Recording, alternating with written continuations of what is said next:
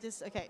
Okay, so the topic for today will cover across synthetic data and privacy-preserving AI. Can I get a show of hands? Who comes from a technical background and who understands the philosophy of building AI model? All right, we got one hand there. Okay, who is more of a business or leader owner who wants to learn about the utilization and use cases of AI for their business? All right, okay. So we can get our hands about, where we should steer this discussion. All right, so without further ado, I would like to let the panelists introduce themselves. Maybe perhaps from you first, Dr. Toa. Do a quick introduction, and we go from left to right. Thank you, Hanis. So this is Dr. Chime. I'm the founding chairman of Data and AI Literacy Association, which is a group of corporate and also individual members. So our focus is on how we can enhance you and myself AI and literacy, and so we can make use of it in our business and operation. So my background is from banking, HSBC, and also IBM and Oracle. Recently, I was the Chief Population Officer of Cyberport as well. So I'll share with you more about the innovation in Hong Kong, particularly in AI. So I'll look forward to it. Thank you. Thank you. Wow, okay, we have some similar background. I used to be in HSBC as well. Over to you, Andre. Quick introduction about yourself to everyone here. Hello, I'm Andre Leung. I'm co-founder and CEO of a RegTech, ESG, and AI-enabled technology firm called Aereve. My company has been founded for 5 years, and I've also been incubated from Cyberport. And Dr. To Cham, and as well as other panelists, we have met in other occasions. And right now, the speed of Gen AI and then the changes of the modeling from the Gen AI, Agentic AI, all these it's been changing so fast. So we are here to be the tech enabler to integrate the traditional processes of the automation in terms of risk management with the very best use of AI. So today we're here to share the hurdles and also the opportunities that we face. And so we are very glad that you spend your time in World Summit so that we can really go deep into this very hot topic. Thank you, Andre. Thank you. Amazing background. Yourself, Dicky? Yeah, good afternoon, everyone. I have a very strange background. I started off my career working in a financial vendor, Bloomberg. I helped FX traders to build APIs. After that, I joined the Hong Kong Police Force, spent 11 years doing cyber cop. And during my time, I was attached to Interpol, Europol, and other law enforcement agencies for intelligence exchanges for cybersecurity mainly. And after 11 years, I joined a local conglomerate in Hong Kong called New World Development. I was their Chief Information Security Officer for Hong Kong and China. And also I took part of the Kai-Tak Sports Park project as well. Within it, we have also adapted a lot of AI solutions within K11 Museum, the beautiful mall that you go to, the Kai-Tak Sports Park, and the K11 Skies. And after a certain amount of years working, I decided to do something crazy. So I started my own cybersecurity consulting firm, and here I am today. Thank you. Hi, everyone. Thank you. And over to you, Henri. All right. Sorry, hi everyone. So I'm Henri Binsztok, and I'm the co-founder and CEO at OKcontract. So OKcontract is a blockchain company, basically. We are providing security for on-chain assets, and we do that security on-chain. So you might think, okay, but why AI then? Or if it's blockchain, I should be on the other side of the conference. No, the thing is that first, my background is machine learning. So I did research and have a PhD in machine learning from the same lab, basically in France, as Yann Leung, which is one of the founders of deep learning and the head of AI at Meta. But beyond that, we use AI ourselves. Why? I can just give a hint, is basically to do security, we need to model what happens on chain. So we need to have a lot of data, and that will make the introduction with the topic of the panel, but to help with obtaining that data, that synthetic data, we need AI and we use AI for the good of the security of all the assets on chain, which is extremely important when we see like every day there are tens of millions or some days billions stolen from crypto because of cyber attacks. But AI, we think, is one of the ways to counter them. Thank you, Henry. Well, Henry also just flew all the way from Singapore. So, all right. We are in 2025 right now, okay? And this is the year we have seen an explode in AI, right? Everyone is talking about it, from startup, investors, even enterprise companies. And as we know that, people keep saying data is the oil. Data is the new oil, right? Data is the new oil. But we also understand that privacy is the refinery of this. Because privacy is important on protecting on certain information. So, all right, let's start with the basic to all my panelists. I'm going to start with you, Dr. Toa, and to everyone else as well. Would you be able to define in a very, on your own terms, what is synthetic data for all of our audience here to understand? And what are the examples of some real-world use case that you can share with them? Sure. I would start with, like, everybody talk about AI, right? So we have a famous saying in AI world, meaning that AI is as good as your data. So if you do not have good data, enough data, you're not going to have a good AI. That's simple logic, right? But simply, it seems that we have a lot of data already around the world. But in fact, when we need to train a good model to give you good answer, good prediction, the data may not be relevant or good enough. So we need to create more relevant data so we can optimize the accuracy of our model. So by making use of synthetic data, we get a chance to get it closer to that. But there's a lot more issues that we'll talk about today. So I'll cut it short. That's what my definition. Thank you, Dr. Chom. Thank you. And over to you, Andre. What is synthetic data to you, and some real-world examples that you can share? Yes, to me, as what Dr. mentioned, that synthetic data is one of the contributor to fit into AI, so that after certain training or fine-tuning, no matter from the large language model perspective or from the traditional machine learning perspective, hopefully the end result will give you better accuracy. And so to me, this is a combination of human feedback and also machine-generated data. Because in order to train the large language model, the data volume requirement is very high. And simply having human being to produce the manual input one by one is very time-consuming. So I think right now, the human feedback can also be automated with AI. So I think it's a combination of manual process, which takes a lot of eyeballing for all these high quality or very challenging situation that we need human input as most part. But other in between, maybe 60% or more of this data that used to be done manually, those trained data, can be done in automated fashion. Cool, yes. What I think is a combination. That's true, that's true. And that's why it's important in the synthetic data. All right, Dicky? To be honest, I'm quite conservative about all this AI stuff. Don't get me wrong, I'm excited about the technology, but my advice is to hold your horses on it, just not to go too aggressive about it. Synthetic data, riding on Dr. Tocham's idea, riding on Andre's speech, is very straightforward. Garbage in, garbage out, right? So what you put in and what you end up with just be something not useful, okay? And that's where it comes to danger of synthetic data, all right? If you do not verify or you do not have a proper methodology to verify the outcome, you will probably make a wrong decision on basing on that. So let me give you an example. So it's quick. I shared it at the back of the stage. So I have built my own chatbot at home, okay? And I named it Alpha because I want to build it for my son, for my kids to play with it. I use Llama, I use Alama. It's all completely offline. and I use RAG model. So pretty much I input my history into the chatbot.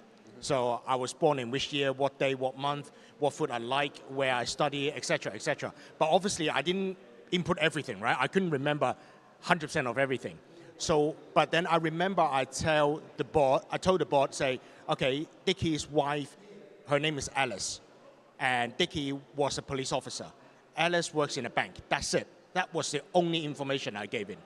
And there was a day, my son was right next to me, playing with the chatbot. Asked the chatbot, how did daddy met mom? And guess what? The chatbot came up with the answer, say, daddy met mom during a financial crime investigation. It sounds so legit. It makes so complete sense, right? My background, investigation, my wife doing in finance.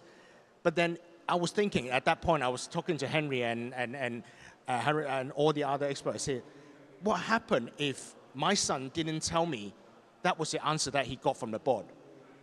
And I didn't correct him, that was the wrong answer. So he would immediately believe in that history. Now let's enlarge it to 100 times. And if you're in a corporate making decisions without verifying it, imagine what would be your result. So that is one of the loopholes that I think it is. That is scary. Definitely, definitely you don't want. That's a component of ethical AI as well that we need to implement in another topic. So Henri, last to you. Yeah, so let's try, let's say, a formal definition. I would say that synthetic data is data that you have obtained either from an AI system or from a probabilistic algorithm, which is another kind, let's say, of AI system, maybe a simpler one.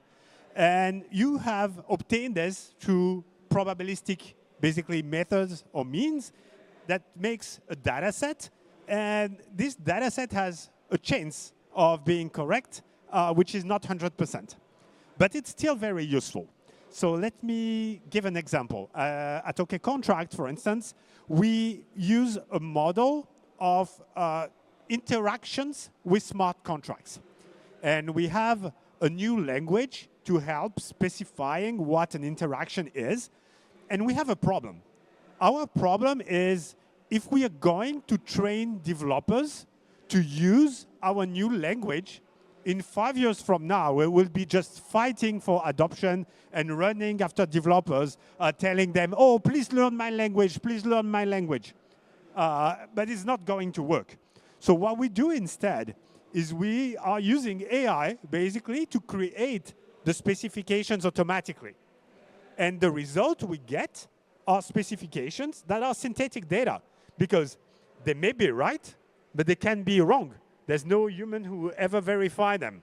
But it's still much better than nothing. And in particular, it's better than training humans to learn our new technology, because this is going to take years to happen.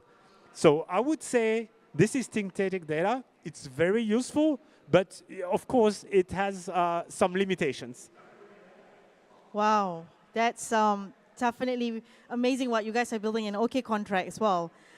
If anyone here would like to connect with Henri and all the other panelists here, feel free after this. Okay, so in search of all this development, AI is the next evolution, current evolution, and it's going to be even bigger. But what are the biggest hurdles or challenges? And this is because we have vast of experience across the panelists.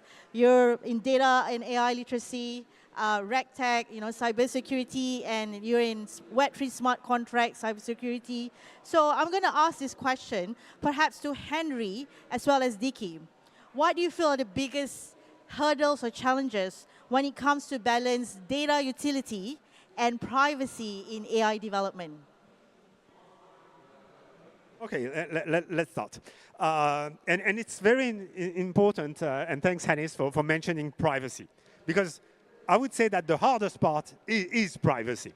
So let me tell a bit of a background here. What I didn't tell is before I was in the blockchain industry, I was working in cybersecurity already, but especially in the privacy technology space.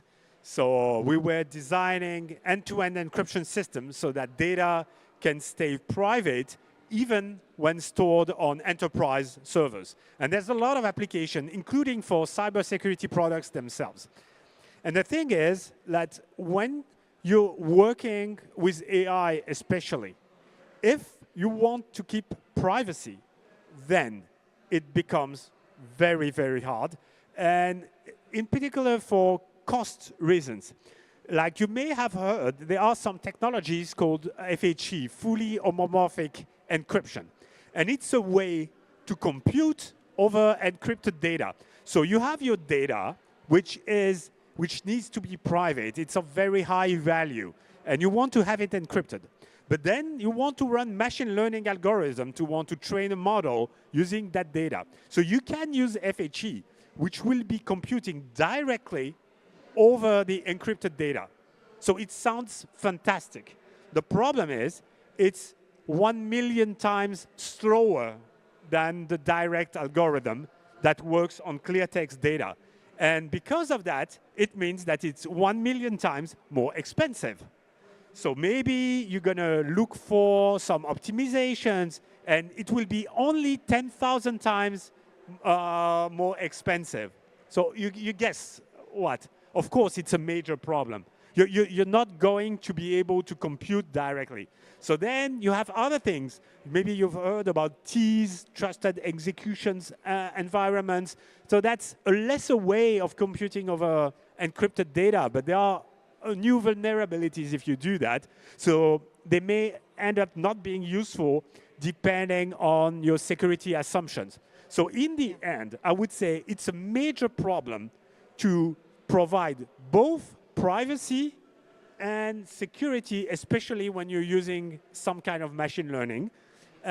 So right now, at OKcontract, we don't do privacy because it would be too complex to already do enough innovation as we do in the cybersecurity space, and as well doing privacy. There is a way where in the future we could do privacy, and the most promising way is something called zero knowledge proofs, ZK technology. You may have heard the term. It comes quite often in the blockchain industry. And there are ways where it could be useful, and hopefully within a couple years, we're going to start integrating ZK proofs of what we do. But again, it's new maths, so it's very complex, and it can be only overtaken at a given size. So we need to be, let's say, a pretty already large startup to start doing this kind of work. So I would say ZK is the most promising here, but it's still the main challenge. And sorry for being overlong. Thank you, Henri. No, this is something really right. Dicky, is there anything you want to speak on top of that? I just make it very short, okay? So I will give an example of not as advanced as what Henri mentioned, but an AI solutions that we have previously explored, and it does work, but I don't know how it developed. So basically, you know, nowadays, when you use your social media and whatever, you have your personal data on those apps, right? They will start doing advertisement based on your conversation and all that stuff. So, and then it comes up with privacy is a big concern, right? But in terms of enterprises, I wouldn't say they don't care, but that's what they need. They need your data to do their business, right? And then so when I was in newer development, when we were thinking about innovative work of making customers to feel more engaged when they're at K11 Museum. I hope you guys have been to K11 Museum. It's such a beautiful mall, right? Yes. But something you guys do not know at the back, we have explored a lot of AI intelligence or solutions into it. And here's one of the examples. So on your mobile phone, you can download the K11 app, right, for spending and then getting your coupon and all that stuff. But what you guys didn't know is what we have adapted or explored in the shopping mall. So pretty much, by the time you step in the shopping mall from whatever door, we have cameras analyzing your walking pattern. We didn't capture your face, we didn't capture who you are, but we capture your clothing, your walking gesture from one shop to the other. Let's say you would like to go to Chanel and then go to LV and then go to Gucci.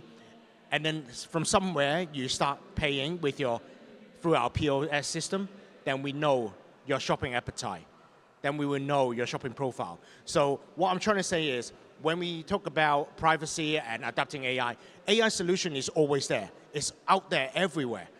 But what is the missing piece is we need to utilize our human intelligence, which AI don't have, to think of an innovative way of stitching up not just one AI solution, maybe you're adapting one more that can solve the privacy issue that we are adapting. Yeah, that's a very brilliant insight both to Henri and Dicky. Thank you for that. Well, okay, the next question is about I would like to address this to Dr. Toa and Andre as well. So think about now that you are very actively involved with cyberpods and you're also part of a cyberpod incubation, right? How do you believe, like, we hear synthetic data a lot is being amplified and applied for enterprise. But how do you think startups can leverage the agility and innovation to complement enterprise, especially when it comes to scaling synthetic data solutions? Dr. Toa, what do you think? Let me try first. It's a very good question. So if you have been working for big companies like me, in some companies start from H, so you know that how big they are and how legacy they are.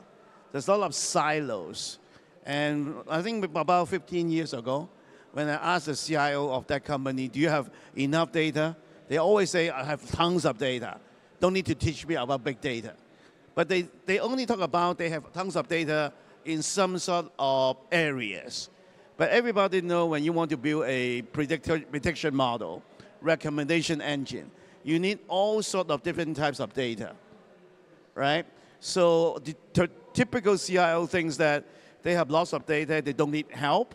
But in fact, if you know AI, you need to have a lot of what we call alternative data, right? For example, how do I know what kind of ice cream you want to eat if you only have the banking data? Probably you don't know. As long as you tap into the social media, then you know that what kind of ice cream you like it, right? So simple as that. So a long answer to your question is, how do we make use of startups? So startup might be very genius, like three of us here on the stage. They know different way to do, for example, synthetic data. So they actually fill up the holes. Even though you are a large company or small company, you do not have enough data to generate a good model, right? So by leveraging and collaborating with startups, they have like synthetic data, machine learning, federal learning, all this kind of thing is helping to break the silos and also generate some data for you to build a better model that a single, even your large company, you're not going to achieve it. So I would say that the collaboration between large company, they do have a shortfall. No matter how big they are, how much money they got, what is the volume of the data lake, is they still lack of that kind of data and innovation. And startup can fill up the hole. So what we call the open innovation, that means open your door and collaborate, give chances for startups like them, do more sandboxes, do more proof of concept, and they will realize how powerful the startups is, and then we can work together to make the AI much better than everybody, their clients, themselves can benefit from.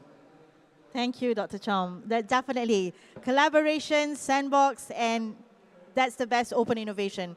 Yourself? Yes, I give you the hands-on experience of the sandbox, what Dr. Chom highlighted. So my company has been selected as the approved tech company as the cohort one of the Hong MA, the Monitor Authority Gen AI sandbox. In that cohort, because we have lots of internal collaboration with among the 10 banks and also the other 3 tech firms, which are Alibaba Cloud, Baidu, and Forms Hong Kong, they're all LISCO. We all talk together how we can collaborate together to share some of the, what we say that the data lake. The data lake could be the original source data, or how we can actually make use of some of the raw data and perform better analytics using more powerful machines, either from the Cyberpod supercomputer to train the large language model, or from some of the GPU server, which are considered slightly more expensive because they use NVIDIA chip. And because of that, we partner with Hewlett-Packard Enterprise. And because these servers are costly and we have no funding to perform the benchmarking, if the institution would like to implement the GenAI solution for RegTech, what kind of server they need to run on production, we have no ideas. So I think this is an ecosystem of how to implement the whole infrastructure so that we can train the data, we can operate with the original raw data on top of the traditional application. All this has to put together in the sandbox environment so that we can test it, we can do the benchmarking, we can submit the final report to the regulator so that we can share this information to the industry, the outcome. So this kind of work is no easy. We still face challenges and it's not perfect. Still a lot of fine tuning needs to do, but it's a good step for us to stay ahead of the curve.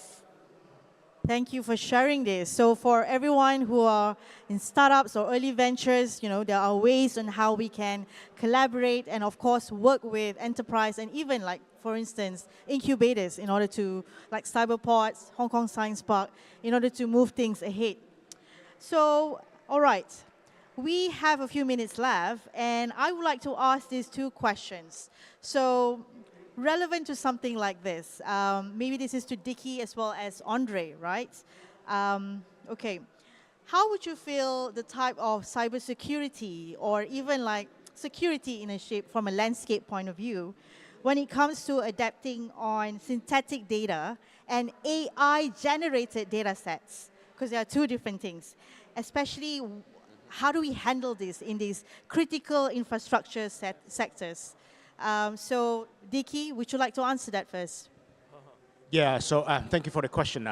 So for my company, I'm not sure how many of you guys know next year there will be a critical infrastructure protection bill putting in place in Hong Kong.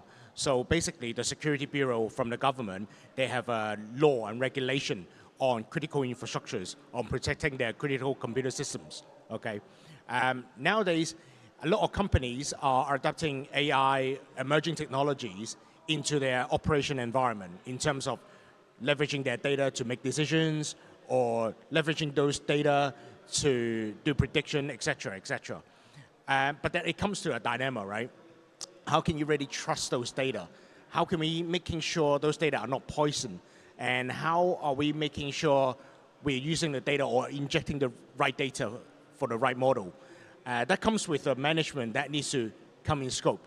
And the biggest challenge is not the technology itself. It's never about the technology. It's always about the mindset, right? The mindset about the management, the mindset about the people using those data, the mindset about security, right? A lot of people just say, when you hear the word security, they just think that it's an obstacle. They never think about it as an enabler. Enabler meaning, imagine the ideal world. Security is best in place, best practice. All your data is all cleaned up and filtered out and is properly secure and stuff like that.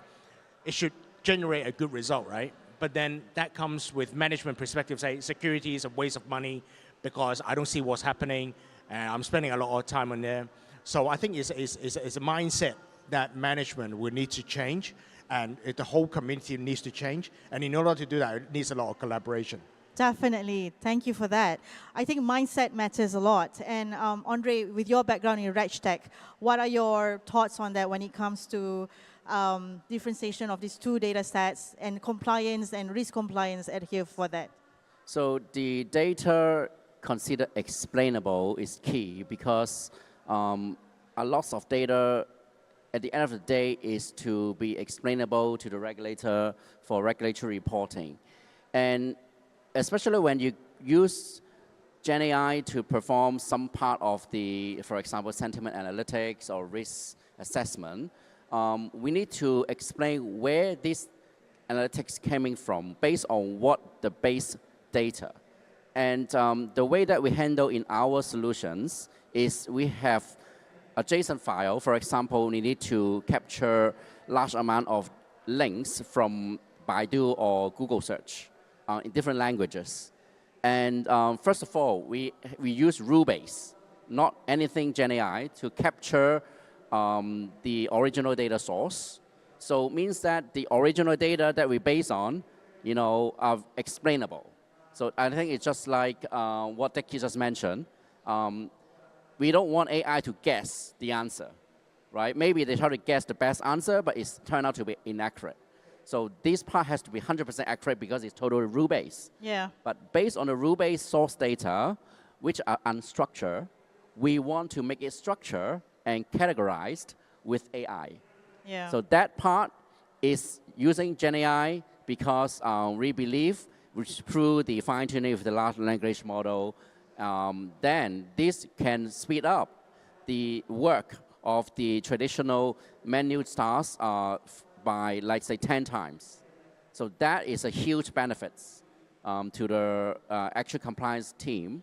So therefore, the combination of rule-based and the AI is important. And also, another thing is about data privacy. Some banks are still don't trust cloud solution. Yeah. So there, I know there's something in between whether the cloud data can be ring-fenced, or you can have a dedicated cloud, only have your dedicated data only for your institution, but not mixed with other institution.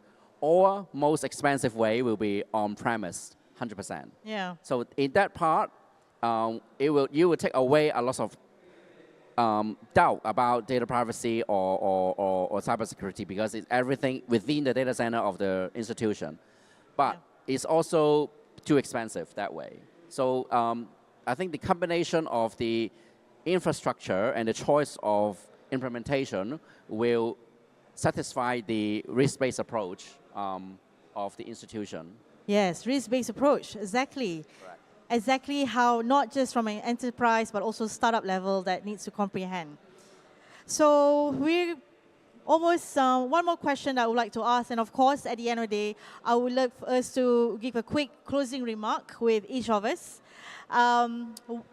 Perhaps one final thing that I wanted to ask to both quickly, Dr. Toa, as well as Henri, what is your future landscape about synthetic data and in ethical development? Quickly, please. Yeah, Henri. Let me start. So the future is for us to scale up everything we do to generate and verify the synthetic data that we have. And just to state this again, the synthetic data we have is information or specification of interactions on chain. Like, for instance, you are swapping between tokens. That's an interaction. You are lending some money on a lending platform, a lending protocol. That's another interaction. And those kind of interactions, there can be thousands, hundreds of thousands of them, which are legitimate. And our mission is basically to be able to generate all of them and at the same time to verify all of them.